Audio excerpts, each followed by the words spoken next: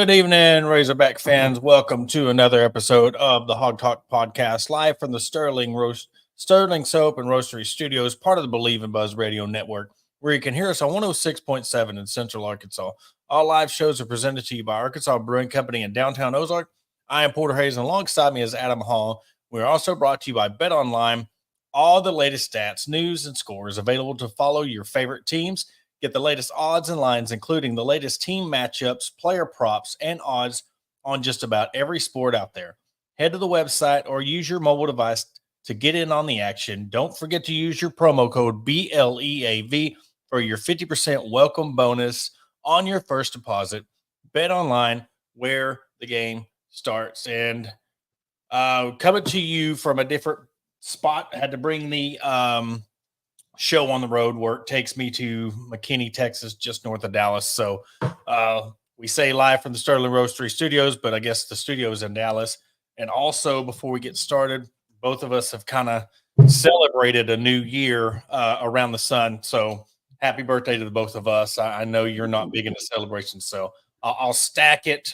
That way you're not singled out, but it is today. Your birthday is today. So happy birthday to you today. You not too. trying to single you out. No, you're good. It's appreciated. Yeah. And so with that, another celebration of Razorback baseball, making it, hosting their 11th regional. We finally got DJ Wagner to commit. I know that had been floating around. And also, what does that do for the rest of the roster? There's been talks of Trevin Brazil withdrawing his name from the draft. There's also been rumors going around that he has enrolled in summer school. So a lot of stuff to really open the show with when it comes to this basketball team. But I guess we'll start with, the whole Wagner news. I mean, it's somebody I've wanted from the get-go when it comes to transfers. And I've talked about that because, living vicariously through his dad of how good he was. And so it's going to be really cool to see him suit up for the Razorbacks. Oh, yeah. I mean, and it's one that I think a lot of us have wanted. It's one that I think a lot of I'm going to say BBN here in this mix, that it's like, why do you want him? Why is this? Why, I know they're referring to, we're the Arkansas Razor Cats. I've seen some of them post, and it's anything to keep us relevant to them, whatever. But, outside of, Wagner's injury last year, I mean, there's nothing really like negative you could say about him.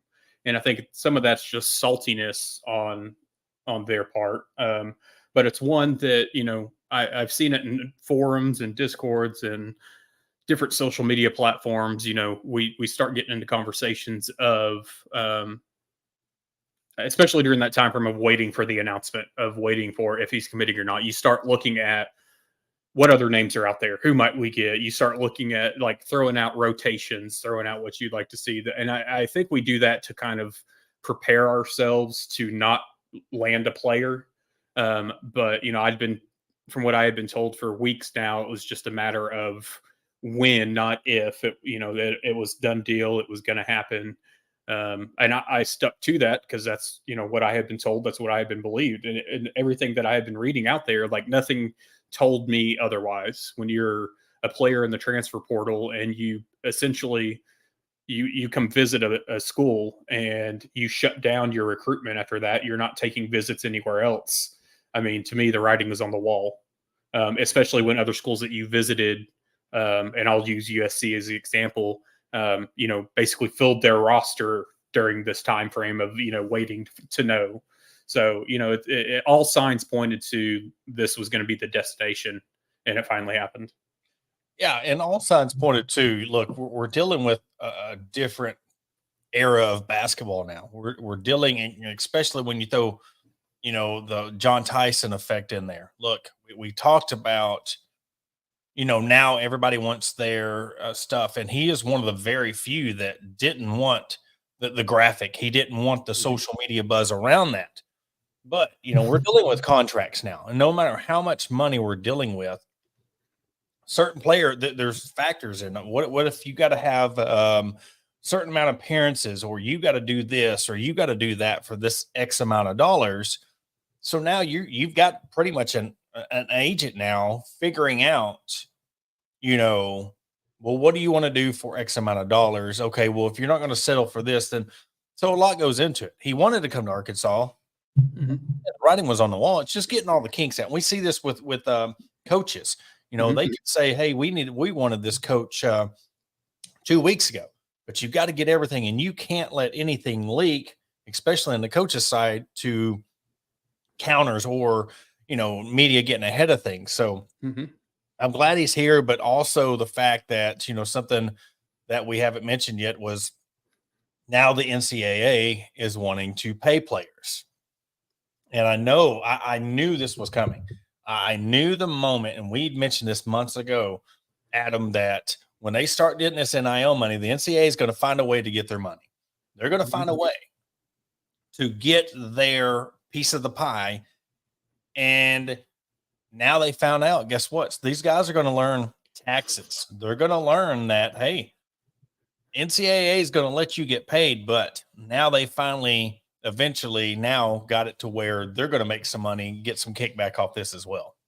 Oh yeah, and I mean, even looking at the dollar figures, that came out. So, from my understanding, I guess the settlement portion of it is going to be for players from a certain year forward. So, former players are going to basically get a paycheck, and I think it goes back to around 2016, maybe 2014, that time frame. And so, players could be looking at, I think, anywhere from like $9,000 to over $100,000, depending on different things. I haven't looked into all the fine print and everything there, but then it's really telling too when you look at the payouts per school. That you got to realize that this is going to be, a school gets X amount of dollars, and that's spread out to all sports. That's not going to be just for an individual team. So I don't think that is going to be as big of a factor right now, right out of the gate.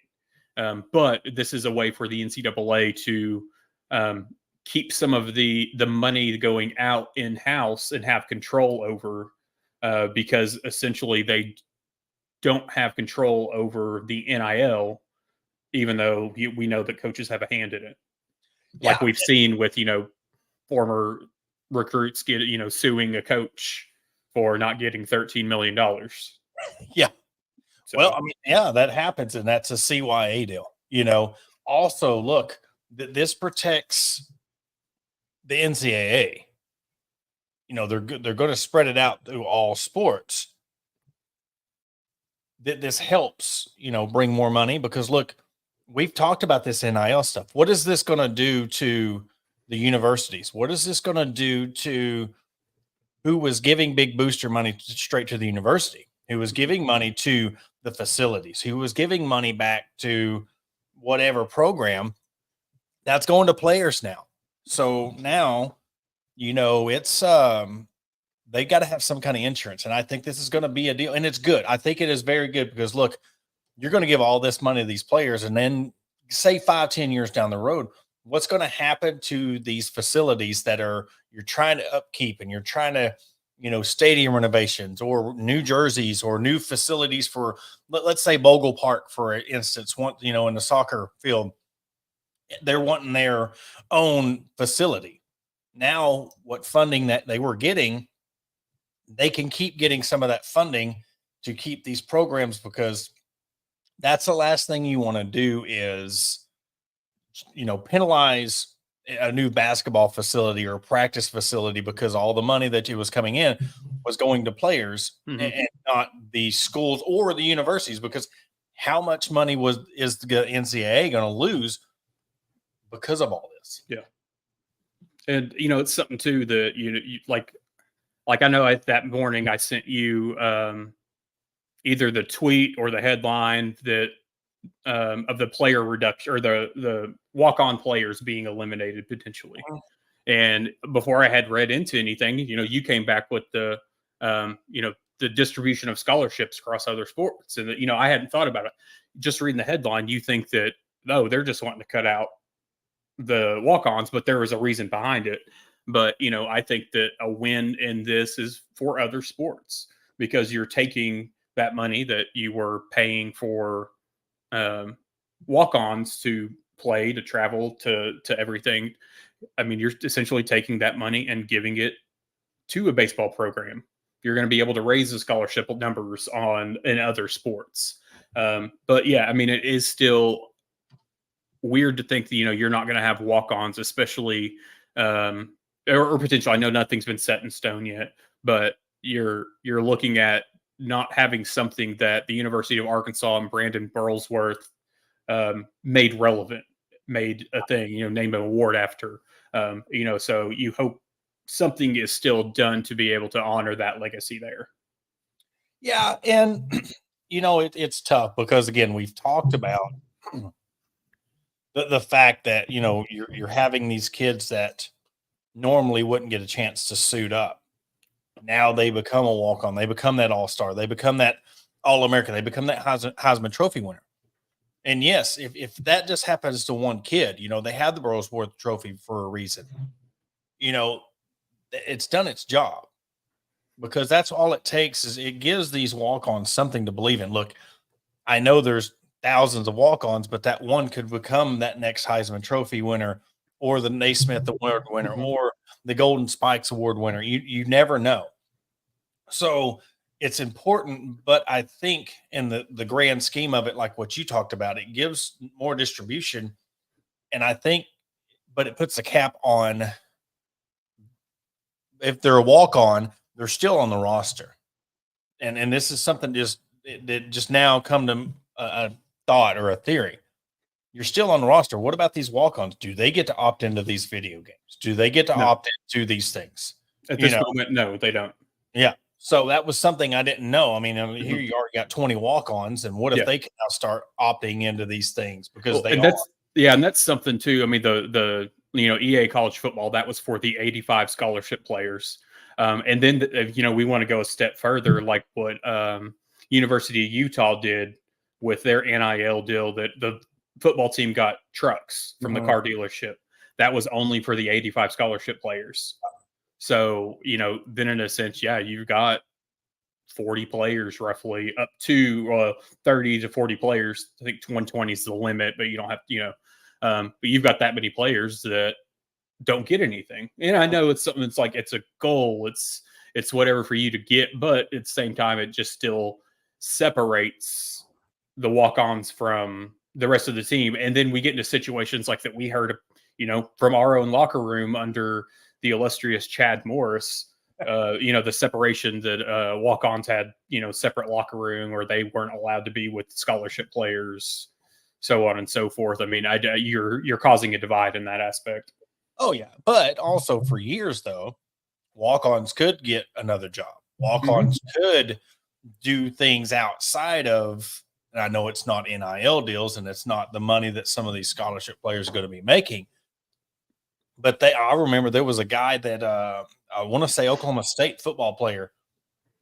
He had a job at Walmart and he had to quit because he got put on scholarship or something, but he was working the night shift at Walmart to pay for his college, so, you have those stories that come with every team, or you see and that's the thing, these walk-ons that deserve this or earn the scholarships, all these stories, you could be kind of ruining that too, because I love seeing the team rally behind that walk-on that deserves that scholarship, that gets awarded that scholarship. But it's funny, you really only see that in football. And I think the smart move is what you're talking about with the baseball part of it, because look, college baseball is majorly, and I know this is going to hurt our guests' feelings, when we have him on at 7, but majorly it's relevant during Omaha.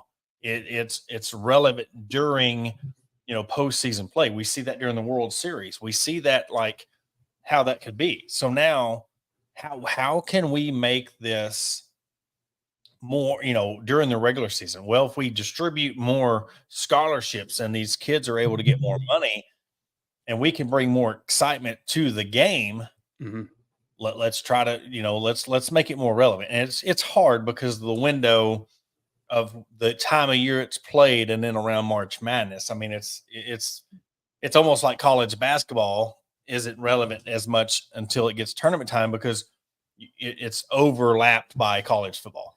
Oh yeah. And with all this too, and obviously we're still in the early stages of everything, but I know a lot of us have had random side conversations here and there about the future of the NCAA as a whole. And, we're looking at now, we're eventually going to be on the cusp of the separation of, your Power Four, Power Five, whatever you want to call it, and the rest of the NCAA. I think that the NCAA with this, talking about, paying players, whatever, you're going to start to kind of have a pissing contest, if you will, between specific conferences and the NCAA, because they're going to come out, the SEC and the Big Ten want to do their thing, and they're just going to be like, hey, we'll shell out a little bit more money than the NCAA is doing. We're going to separate ourselves so that we're no longer under NCAA regulations. And essentially, I mean, you're going to look at a more basically semi-pro type of league. And I think that that's going to eventually go into, you're going to have the Power Five, Power Four national championships, and then you're going to have the NCAA national championships, because all these conferences have their own, network deals and different media deals and whatnot. They don't need the NCAA. They can stand on their own. They're making their own money. And so I think that they're going to look at it and say, you know what? We don't need you to be our parent anymore. So we're going to do our own thing. And I think that's the next shift that happens after the next, I think, big conference realignment that you look at. It's going to be a separation. Yeah. And I think Notre Dame's proved that too. You don't need to join a conference to be relevant. You don't need a conference to have the money. I mean, I know Texas tried it with the Longhorn Network, and that was a bust because, let's be real, it's hard to have. It's hard enough. Look at the SEC network. Look at the Big Ten network. All these conference networks. It's hard enough to fill in 24 hours a day, 365 days of the year content for a whole conference. Much less, let's try to do it for a whole school and make it to where people are watching. But Notre Dame is smart, and they have their own brand. They're like the Dallas Cowboys. They're their own brand, and it's one of the most marketable brands out there. And they can play, half an ACC conference in football and basketball and still be an independent. And I think when it comes down to it, it's going to be like Jerry Jones' deal. It's going to be like the Cowboys. Everybody's in uproar of, well, Notre Dame's not in a conference, but if they make the college football playoff, they're going to be in fifth seed, and they're going to have to play 2 games, but they're not going to care because look at all the money that they're going to generate, and they're going to keep for themselves because they're not having to split it with a conference, and they're making more than all these other conferences out there. And that's one thing, I poke fun at Notre Dame when I can, but at the same time, you look at the revenue that they're getting compared to other conferences, compared to other schools. They're getting a cut of the money from the ACC. They're getting a cut of money, for having these deals, plus their media rights deal that they don't have to split. So they're sitting pretty.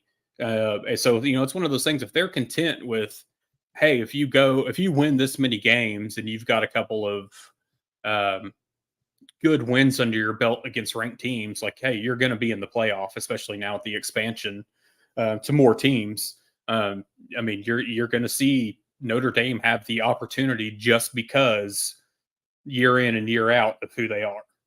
Yeah. And that's, as much as it sucks and as much as we want to say like, oh, they should join a conference. I mean, why would you if you were in their shoes? Again, I go back to the Dallas Cowboys. Yeah. And I've said this to Cowboys fans. I've said this on this show before. As long as they're the number one brand, Jerry Jones don't care. And I got to say this very quietly, sitting in a hotel in Texas right now, right next to Dallas, but he don't care.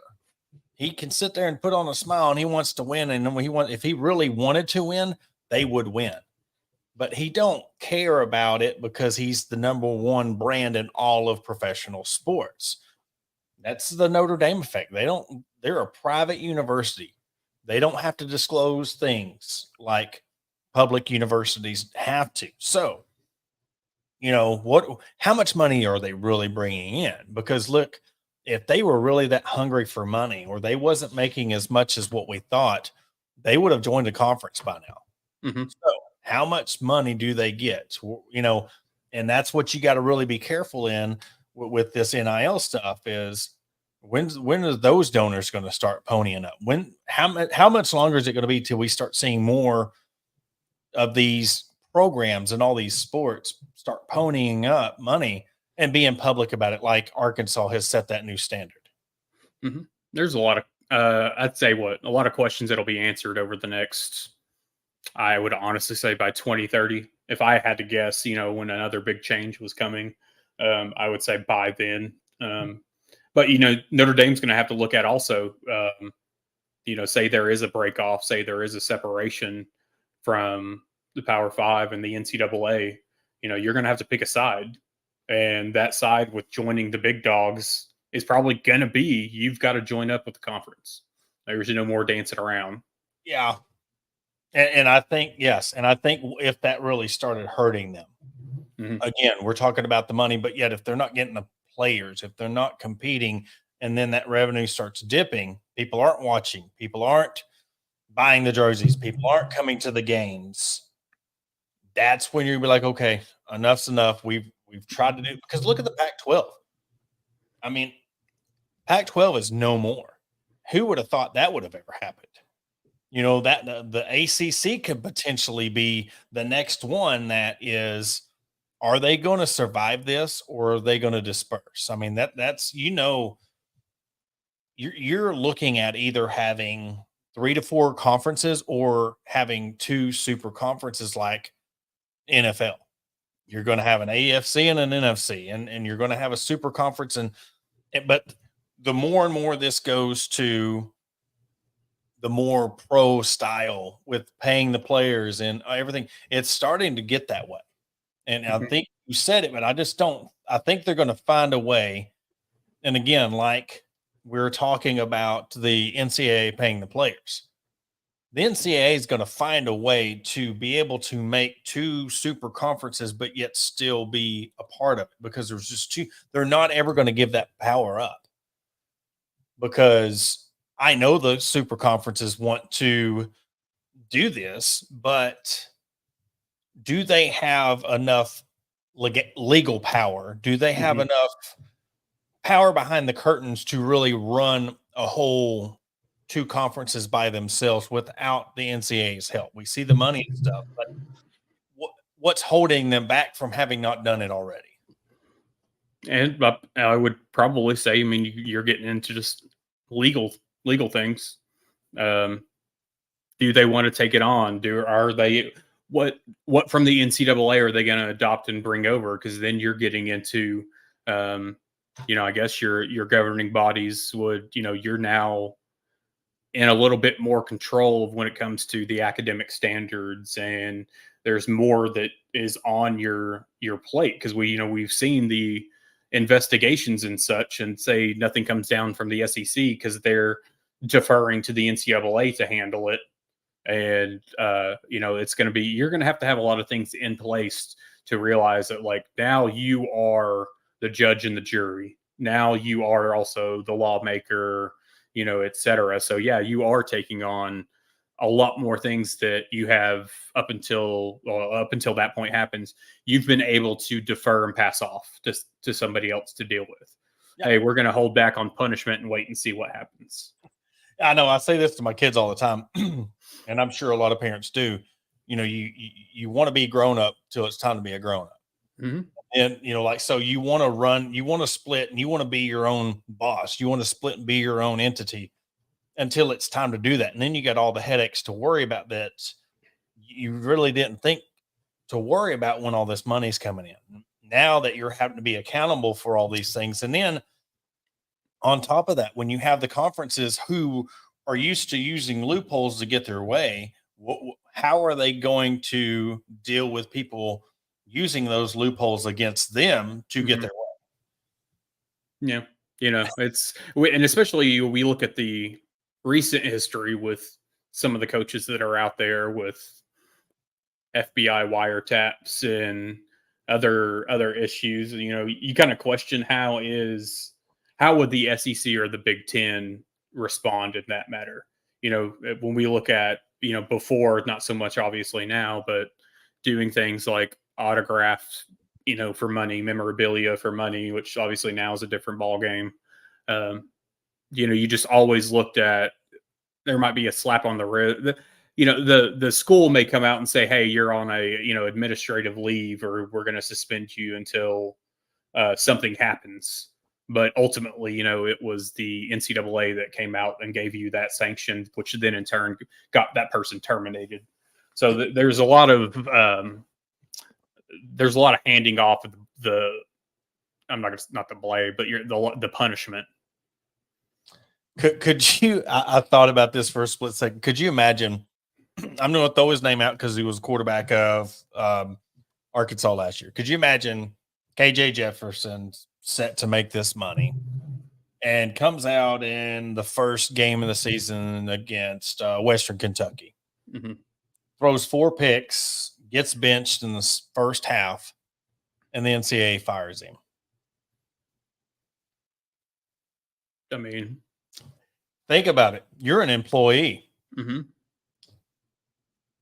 What's going to happen when they make you play those bowl games? What's going to happen when they make you're an employee now of this university?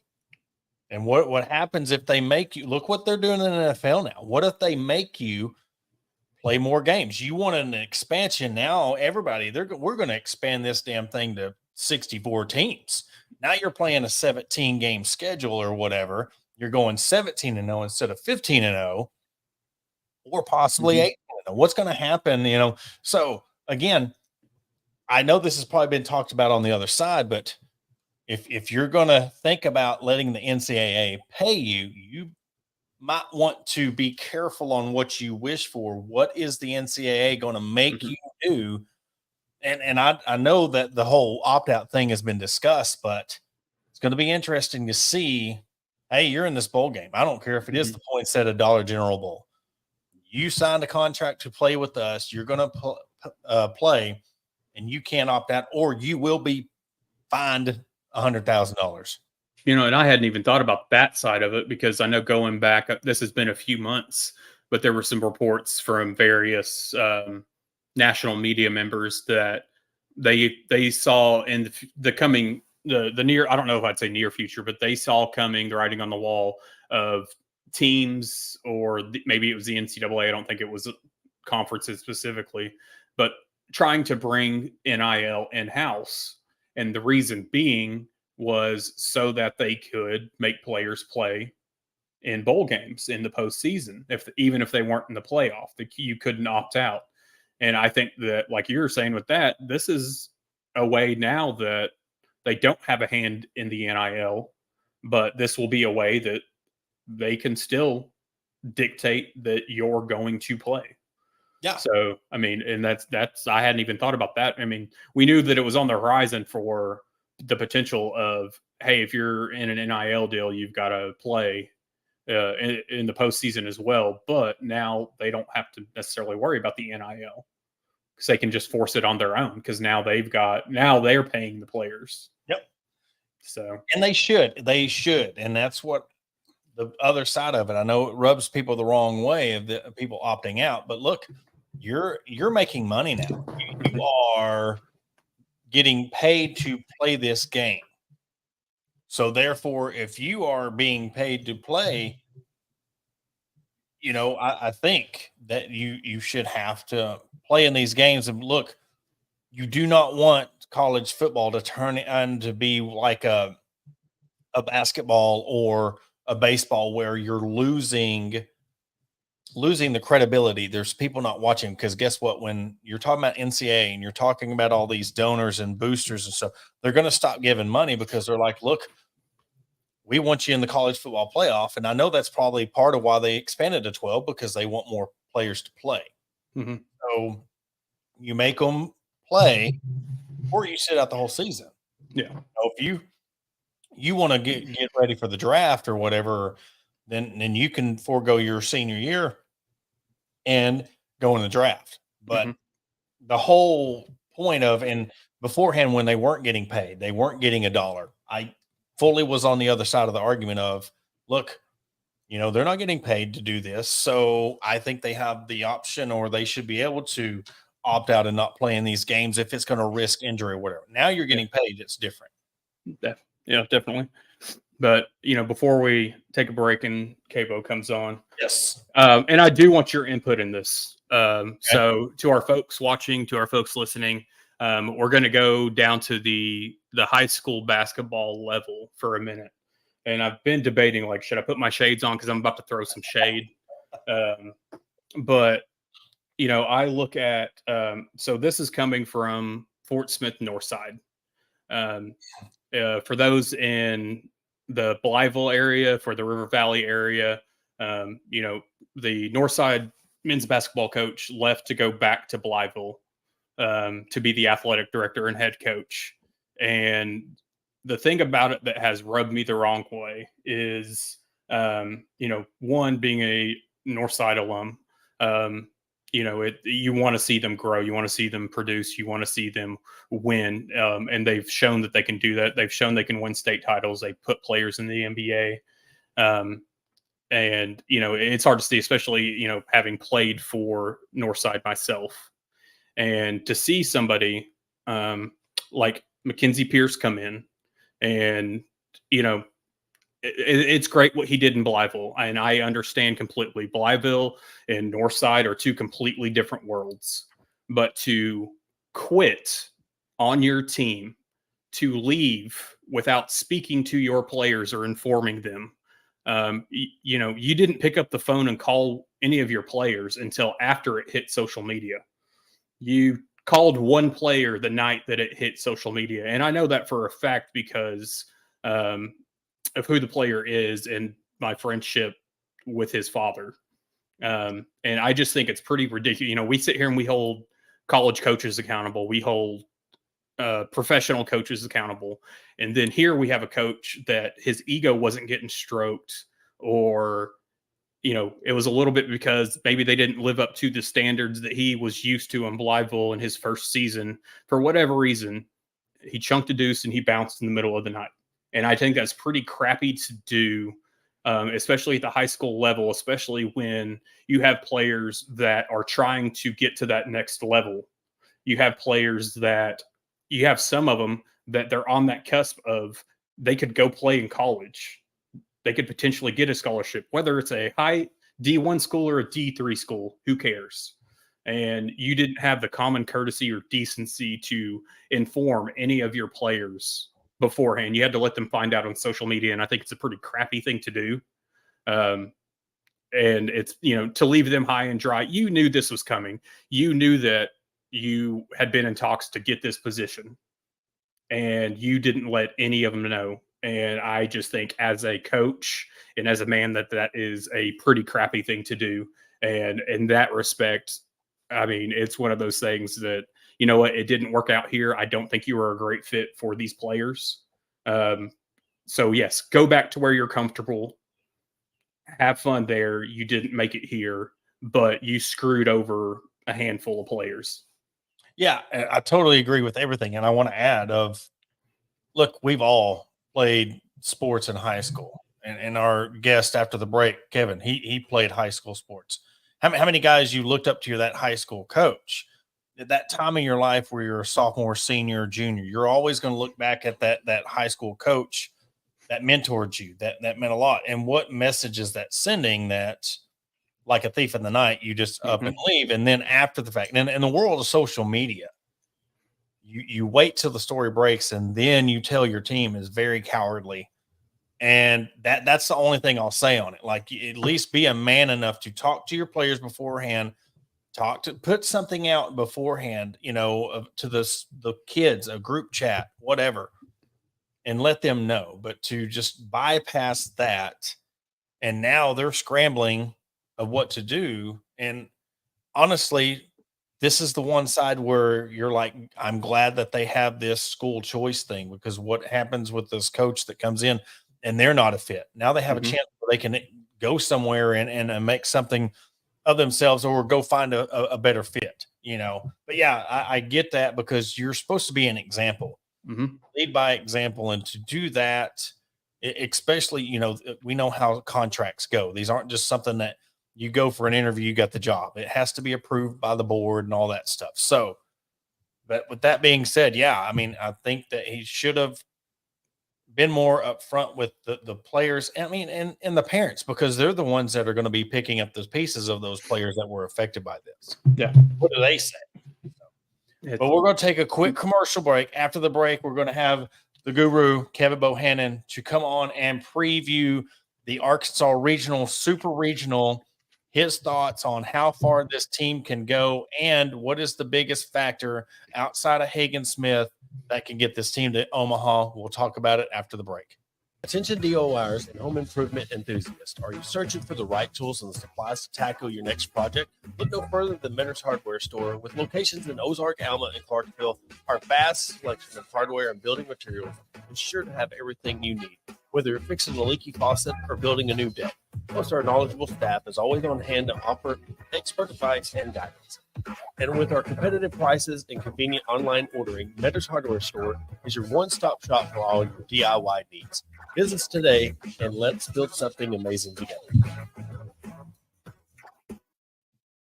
Are you in need of legal representation? Look no further than the law offices Robertson, Beasley, Shipley, and Robinson. As the oldest law firm in the River Valley, we have been serving our clients for over 100 years, with locations in Ozark, Fort Smith, and Springfield. Our experienced team of attorneys provide expert guidance and advocacy in a wide range of legal areas, including personal injury, family law, criminal defense, and more. Trust in our history and experience to the results you deserve. Contact the law office of Robertson, Beasley, Shipley, and Robinson today at 479-782-8813. That's 479-782-8813. Are you looking for a place to grab a cold drink and some delicious food? Look no further than Arkansas Brewing Company. Located at 201 South 1st Street in beautiful downtown Ozark, our establishment offers a wide selection of craft beers and tasty eats. But what sets us apart is our welcoming atmosphere and friendly staff. At Arkansas Brewing Company, you'll always feel like part of the family. So visit Destiny and Christopher Brockett and staff today and see for yourself what makes us the go-to spot for locals and visitors alike. Arkansas Brewing Company, come for the drinks and stay for the friends. Searching for premium brewery products that will take your daily routine to the next level? Look no further than Sterling Soap Company. Our handmade soaps, aftershaves, and balms are made with only the finest ingredients that give you the ultimate grooming experience. With a variety of scents to choose from, there's something for everyone. Plus, our products are crafted in small batches to ensure the highest level of quality. So why wait? Visit www.sterlingsoap.com or visit our retail store at 16 West Walnut Street in Paris, Arkansas. Shop our collection and discover the difference for yourself. Upgrade your grooming routine with Sterling Soap Company. And welcome back to the Hog Talk podcast. And we go now to the Meadows Lumber Hotline and bring in the guru, Kevin Bohannon. We caught up with you before the season. Before we start off, how close were you in your season prediction that you do every year? And what are you looking forward to most with this regional coming up? I was 4 off. I had them winning 39 going into SEC tournament. So had them as a top 8 seed. So won there. 20-10. I was spot on with that record and winning the West. So 2 out of 3 ain't bad, as they say. Yeah. Who knows what's going to happen? It's, we went into this weekend thinking, all right, the SEC tournament doesn't mean anything except for teams that play well in it, I guess, So Texas A&M went 2-Q. Arkansas went 2-Q. Tennessee won it. They're the best team in the nation right now, hands down. LSU is all of a sudden like the fourth or fifth best odds-on favorite to win it. Because Gage Jump is pitching well. Luke Holman's still playing well. And they're hitting. So a lot of fun coming into the weekend. And Arkansas being the 5th seed. Good draw. I like the draw. It's a weird regional. And I'll say that because it's one of those that Arkansas could easily make it through unscathed. And it's also one to where they could be playing in an if game. I do think they'll get to the final two. I just think the pitching's too deep. As the question has been for the last 10 weeks, are they going to hit enough? Okay, so to get to Omaha, and like we said when we did the preview show, you need pitching and defense, obviously. You need a little bit of luck along the way. So Arkansas has had things bounce their way, but if you would have told me at the beginning of the season that Jared Sprague-Lott would be number 2 on the team in home runs right now, I would have said they went like 35 and 24, and got in as like a 2 or 3 seed. So it's, Hudson White's hitting better. I like that. But who's going to pitch behind Hagan? That's the big question right now. I think Mason Molina has showed enough the last 2 outings that he should be number 2, and Gage Wood should be number 3. I don't think Brady Tyggart's ready for a deep workload or anything that he's in a high leverage situation. Then they go to Will McIntyre, Fouch, Gackle on the back end, rinse and repeat. So that's where we're at right now. It's just a matter of getting out there and doing it. And my biggest thing is this, and everybody, and you've heard it probably more than anybody outside of Phil Elson and Bubba Carpenter, right? All the heat that the coaches get for, the hitting woes. How much of this when you're dealing, and you've coached kids, you've watched kids from 14 all the way up to senior into the pros.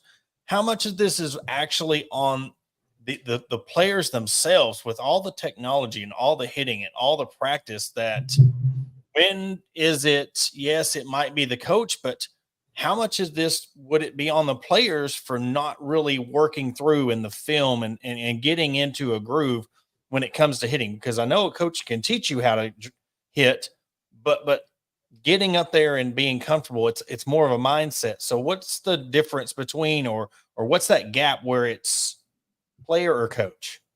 Yeah, so you get to the University of Arkansas, you know how to hit. You know how to hit for power. At this point, it's about situational hitting and knowing what to do with the ball, staying out of the middle of the infield when you get a runner on base. It's things like that, and having barrel integrity and knowing how to control the barrel. I wish this team played more opportunistic baseball, small ball.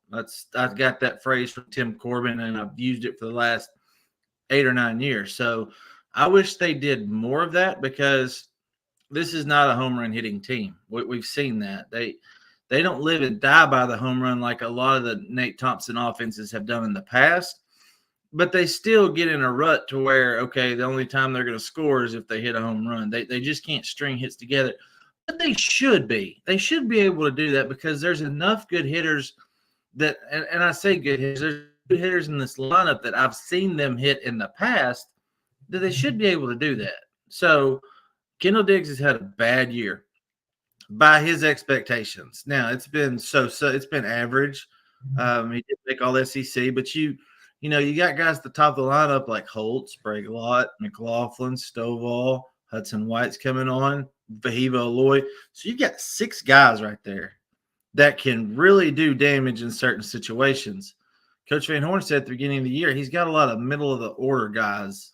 And while that's true, some of these guys have taken on different roles, like Holt being a leadoff, Stovall being a leadoff. Stovall's really not a leadoff guy. He's not that type of guy. So Wilmsmeyer and Lovich and Edmondson, those guys underperforming have seemed like it's really just dragged it down. And I hate saying that, but it has. You expected a lot more out of those guys. So moving forward, what happens? So Peyton Holt's obviously probably going to lead off this weekend. I mean, he is that spark plug at the top of the lineup.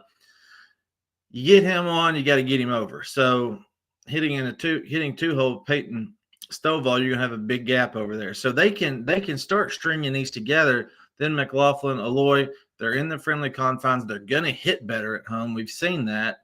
So I think put up 6-7 runs and be okay with that, because your pitching is going to be good enough to keep these teams down this weekend.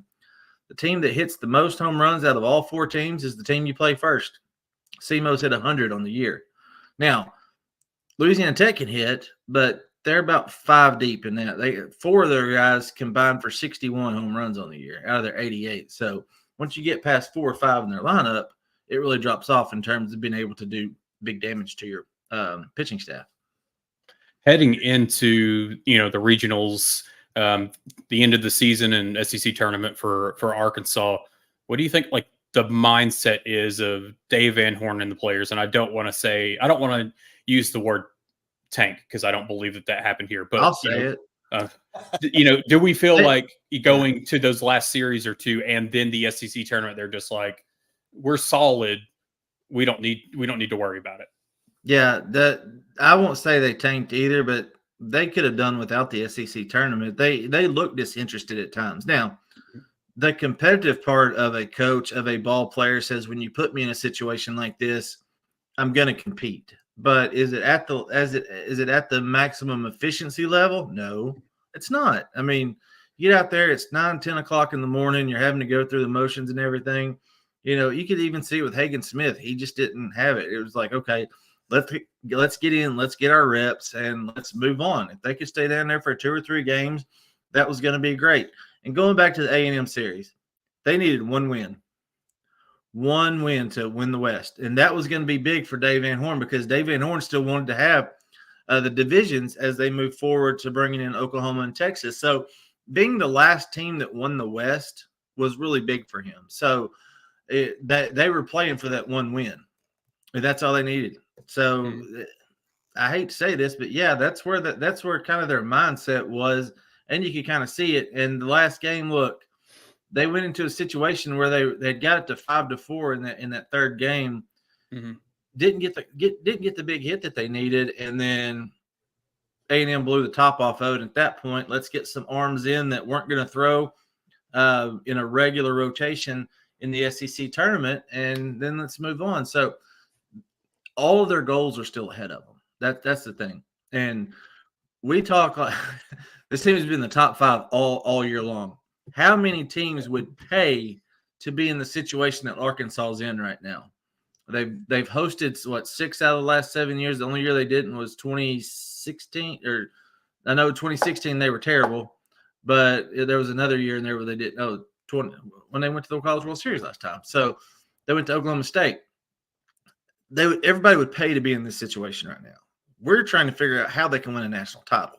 Yes, and that's the difference between baseball and every other sport at the University of Arkansas right now. Because everybody else is just figuring out how to get to the postseason. Arkansas is trying to figure out how to win the last game and be in the last game. Yeah. How many other teams would be ranked where they are the way we talk about the Razorbacks? And it happens everywhere. I mean, we look at it because we're used to the craziness. We're used to the fans and everybody saying, oh, we need to fire, when they're 33-5 on the year. I mean, that's just what we're used to by now. But it's because they've been close so many times and they've been right there. And at the beginning, after the 3rd or 4th week in SEC play, when they're 11-1, you're thinking, all right, this team, and they swept LSU, this team can win a national title. That team could win a national title. Are they the same team they are right now? No, they're not. But I think they have some guys that have grown up, like Nolan Sousa. Remember when Nolan Sousa in the Ole Miss series was hitting like 350, and after that series was like 7 home runs? Well, now he's hitting 264, still 7 home runs. He hit the freshman wall. They figured out how to pitch him because the teams aren't going to let a freshman beat him unless there's Tommy White. So, guys have grown up. Gage Wood is, made me look smart. Thanks, Gage. I appreciate that.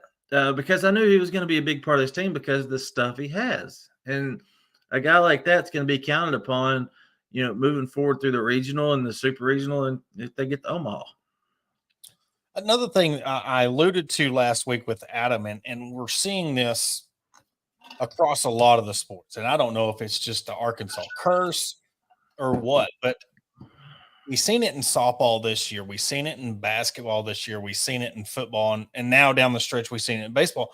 Where's this switch? Like you think when it gets to that, down to that nitty gritty, when it gets down to the point where you need to be focused the most, a lot of these programs at Arkansas are not flipping that switch to where they could turn around and make a big difference in their season.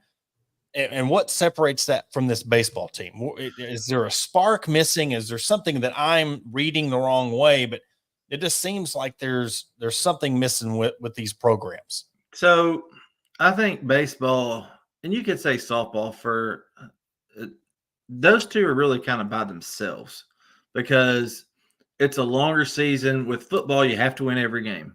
That's the goal is to win every game. Now, while the goal is to win every game in baseball, you're not going to do it. You're just not going to do it. There's never been a team that's gone undefeated in college baseball. Why? Because baseball stuff happens any given day. Your guys can be off. So it's a little different. So winning 2 out of 3 is the goal. And that's what they said during conference season. If they win 2 out of 3, you win 20 games, you're at 667. That's usually going to win the West. So, and that's done it, the past 3 out of 4 times that Arkansas has won the West. So now it's kind of the same mindset. All right, we have to load up and we have to we got to win the first game. We win the second game, we're in really good shape, okay, to where we can maybe drop one. So you're lining things up to best in a situation to win 2 out of 3, 3 out of 4. Moving on. That's the way baseball is because you get 11.7 scholarships. So and that's where you could bring so many different factors into it of, okay, you got NIL money, you got money that, and now that John Calipari has, open bank account, not really, but, things like that can happen. So and honestly, baseball is a different kind of athlete. It just is. You've got guys that, I don't know, it's really just a different mindset. And I've seen that with a lot of teams across the NCAA, whether it be Division 1, 2, or 3. It just seems like it's a different mindset. So I think Arkansas fans as a whole get into a situation of, here we go again. Well, is it really that? Or because we just won the West, we've been ranked in the top 5 all year. Is it just because we want to win a national title so bad? So I think until, last year they fell on their face at the end and TCU just beat the brakes off of them. Mm-hmm. I mean, that was a hot team. So, it's just, that's what you have a little luck at the end of it. Looking at this weekend, the regional, if you're Dave Van Horn, who do you throw out, or when do you throw out Hagen Smith? Are you throwing him out game 1, or you wait until game 1? Yeah. So you win game 1, it cuts you down a little bit. You win game 1, you only got to win 2 more. You lose game 1, you got to win 4 to win it all. So he's pitched the first game of every series this whole year. Why change it up now? And he's done that in the past. You look back to 2020, was it 21 where they were really, really good? Yeah, 2021. Who'd they throw in the opening round against Northeastern or Central Connecticut State or New Jersey NIT? Anybody remember? Caleb Bolden is who started that game. And Caleb Bolden had been out drinking the night before at the rodeo or fair or whatever. And they got behind early. He had to bring in Kevin Copps. Yep. Y'all remember that? So, yep. Yeah, don't mess with it. Get your 3-1 or 4-1 or whatever win out of the way and get on to the winners bracket finals, because Arkansas, and this has happened one time in the history of Arkansas baseball where they've lost the first game and come back and won the regional, and that was in 1987 up in Connecticut, Waterbury, Connecticut. I think they didn't have the regionals at that time. They had 8 teams. They didn't have supers or anything like that. So they went to Waterbury, lost the first one, and then battled all the way back through the losers bracket and ended up winning it all. So a little bit harder to do now. Could they? Yeah, but I don't like the chances with the way they hit. So barring, meltdown, everything goes as planned. Arkansas gets out of the region. Which team out of the other region scares you the most if Arkansas were to face them in the Super? Everybody's been on the AC here. It's been up and down all year. So I don't know really how to gauge those guys, because at the first part of the year, it was Wake Forest was the bee's knees, and that was just the way everything was going to go. I mean, that's who you know. Wake Forest is going to win it all, or it's going to be LSU again.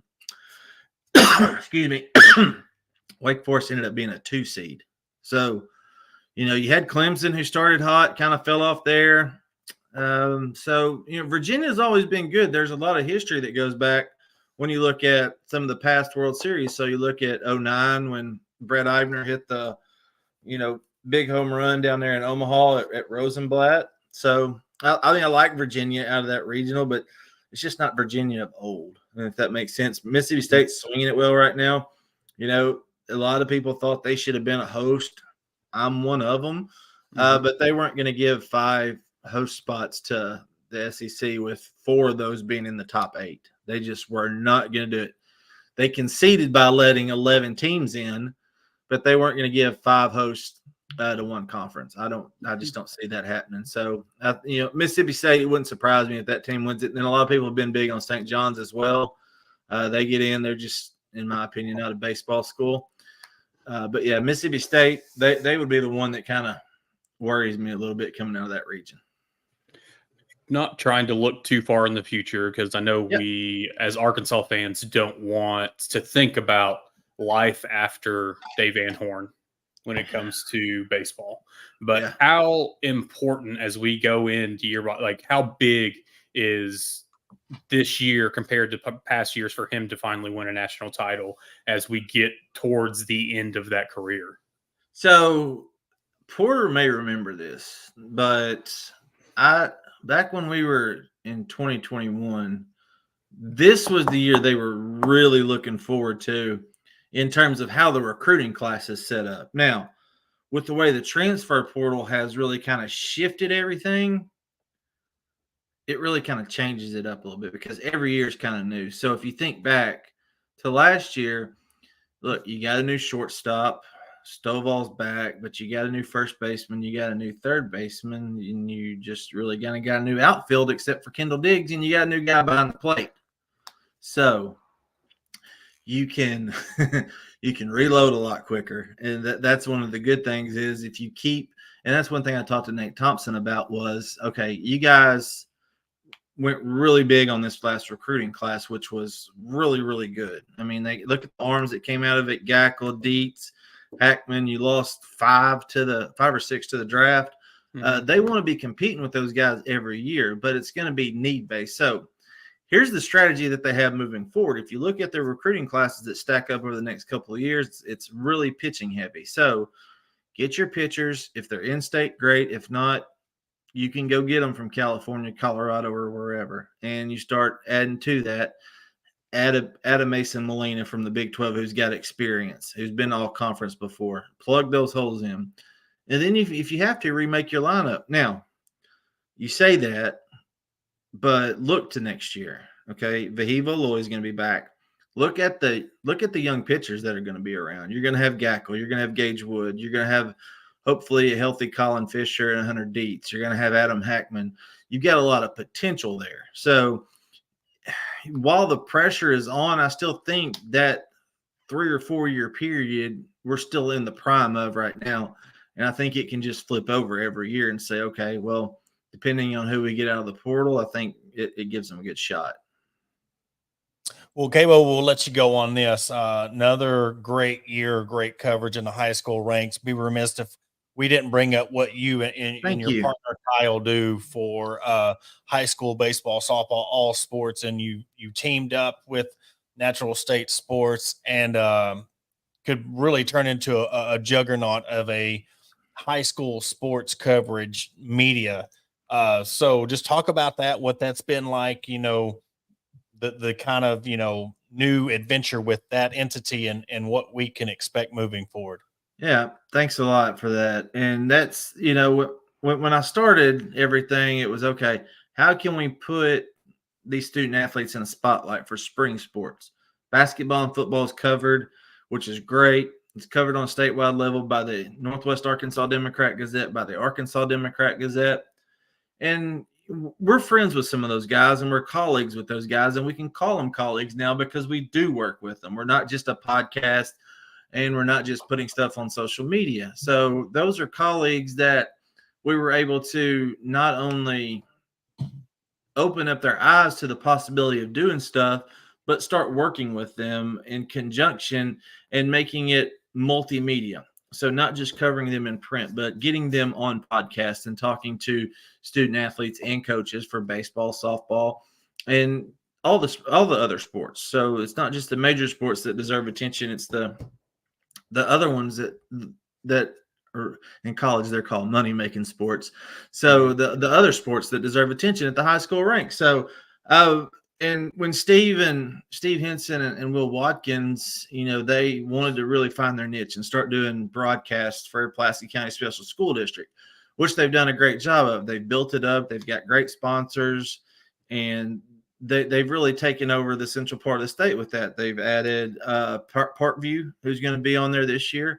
And there's going to be a football media day in honor of Kevin Miller after they did it for basketball. So that's amazing. Yeah, so, to jump in. That was amazing. Yeah. So things like that have just really been missing. So they're filling that hole. And Kyle and I have been able to really kind of, those guys were already headed up in terms of their niche right there. So we're able to fill some gaps and things they weren't doing. So we were going to have an Arkansas Preps Weekly Game of the Week, and then life happens and we weren't able to do it. So maybe we'll get to show some baseball next year. They were able to go out to the Robinson Invitational, get Slade Caldwell, Valley View playing Ray-Pec, which was one of the top teams out of Missouri, and get some really good games out there. And then so doing that, we've got to continue the rankings, getting to work with the Arkansas Democrat Gazette, Eric Taylor. Kyle and I both got to do that and work with their Arkansas Preps teams for baseball and softball. And they're going to get to run some rankings. So it's not just, hey, we're going to talk about these kids. We're going to actually really bring back some of the stuff from when we were in high school. Look at rankings, stats, players, give them spotlights. I got to do a weekly notebook, baseball report for the Arkansas Democrat Gazette. So it's really afforded me the opportunity to work with these people and just take that coverage to the next level. And, and I appreciate the support, help. You guys have done outstanding job with not only the Razorback coverage, but helping, put a light on these high school kids as well, because a lot of them end up being Razorbacks at some point. Yeah.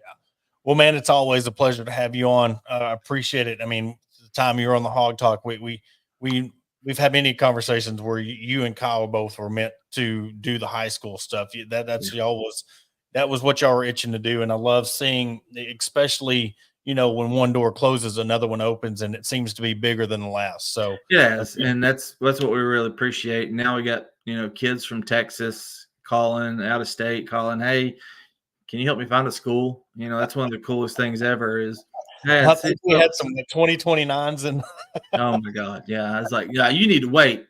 You need to mature first. Yeah. Well, that's going to do it for this episode of the Hog Talk podcast. Again, appreciate Kevin Bohannon for coming on, presented to you by Bet Online, Sterling Soap, and Roastery Studios. And we're going to catch you on Thursday.